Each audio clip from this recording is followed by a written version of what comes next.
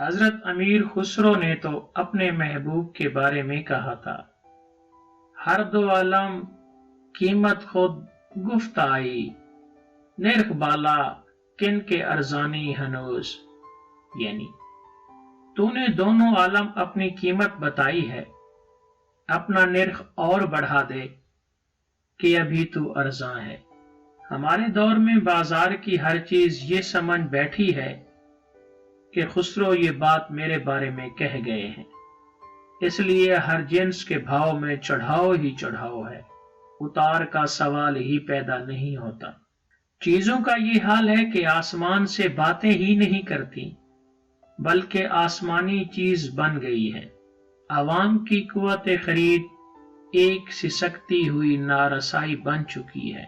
اب غم دوراں کے ذیل میں ہماری غزل میں اس ہوش ربا گرانی کا ذکر ہونے لگا ہے۔ کسی شاعر نے اس دکھ کو کس شدت سے محسوس کیا ہے۔ بچے کا ہاتھ جا نہ سکا آسمان پر، بچے کا ہاتھ جا نہ سکا آسمان پر، گویا محو نجوم سجے تھے دکان پر۔ یہ گرانی تو ایسی ہے کہ چاند کے حوالے سے بھی پورے طور پر بیان نہیں ہو سکتی، اس لیے کہ چاند تو صرف 14 دنوں تک بڑھتا ہے اور پھر کم ہونا شروع ہو جاتا ہے، لیکن ہم تو ایسی کوئی چیز دیکھی نہ سنی جس کے دام ایک دفعہ بڑھ جائیں اور پھر کم ہو جائیں۔ بکرے کے گوشت کا نرخ ہمارے دیکھتے ہی دیکھتے پہاڑ کی بلندی تک پہنچ گیا ہے۔ گوالوں کی آنکھوں کا پانی ایسا مر گیا ہے کہ منہ سے کہتے ہیں 115-20 یا کہ 110 والا۔ کسی نے خواب میں بھی نہیں سوچا تھا کہ پانی ملا دودھ اعلانیہ بکے گا اور گاہک خریدنے پر مجبور ہوگا۔ بس یہی مجبوری ہی تو ہے کہ گراں فروش جس کا بھرپور فائدہ اٹھاتا ہے۔ ابھی پچھلے ماہ رمضان کی بات ہے کہ منڈی میں کھجوریں 105 روپے کلو بک رہی تھی اور محلے کی دکان پر 500 روپے کی بک رہی تھی، اور وہ بھی انتہائی ناقص۔ گراں فروش آج کل چاندی نہیں سونا بنانے کی فکر میں ہے، اسی لیے مہنگائی کے ایسے ایسے مظاہرے دیکھنے میں آتے ہیں کہ کچھ پلے نہیں پڑتا۔ اس کا جواز کیا ہے؟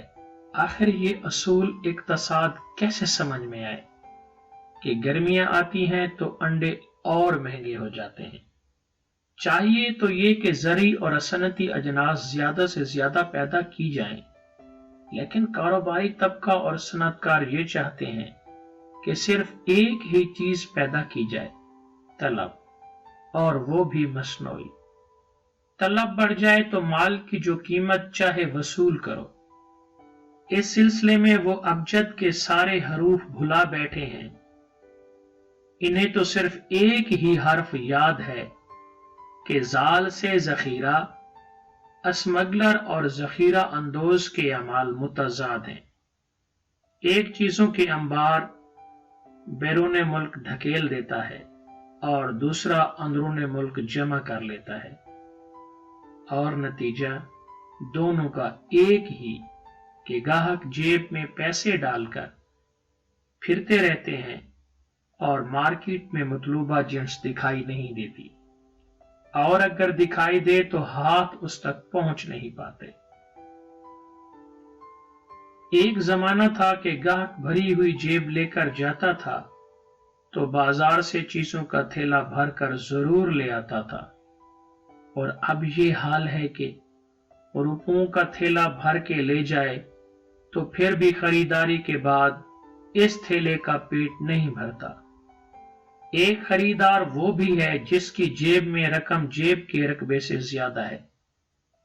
جب یہ صاحب बाजार का रुख करते हैं तो उनका खराम नाज़े गरां फरोश को गरां फरोशी पर और भी दिलेर बना देता है। ये दुरुस्त है कि महंगाई और गरां फरोशी की और भी कई वजूहात हैं। तेल की कीमतों में इजाफा, फैशन परस्ती भी, जहरदारी भी, कर्जों की अदायगी भी, खसारे की सरमायाकारी भी, बरामदात की कसरत भी और अफरात ज़र भी।